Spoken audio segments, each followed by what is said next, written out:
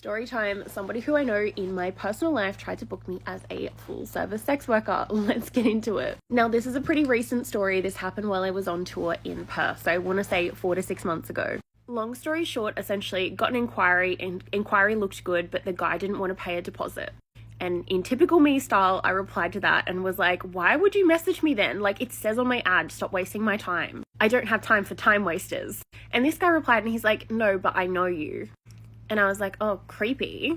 But also I thought, oh, it's probably someone from TikTok, you know, that watches my TikToks and is like, I know you. I should get special treatment because I watch you online. So anyway, I replied back. I asked him to elaborate on what he meant by that. And he did.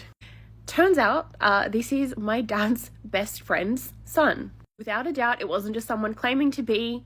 He knew names. He knew a lot of things that there was no way anyone else could know. Now, what's weirdest about this is I've actually never met him.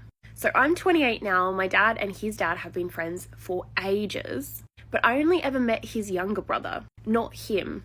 So even the younger brother now, I probably wouldn't even recognize him. But there is no way I would have recognized this guy. It just turns out that our families know each other very well. Anyway, he was super respectful about the thing. He wasn't being rude. He wasn't trying to do anything sinister, but it felt really, really weird. I do also understand why he couldn't pay the deposit now knowing who he is. I actually don't think he had sinister intention with not paying the deposit, although girls, most of them are just fucking around about the deposit thing. Anyway, obviously I didn't take the booking. I was polite and I said, look, I appreciate you telling me. I actually don't see people who know me or my family. It just kind of is it's a bit tricky.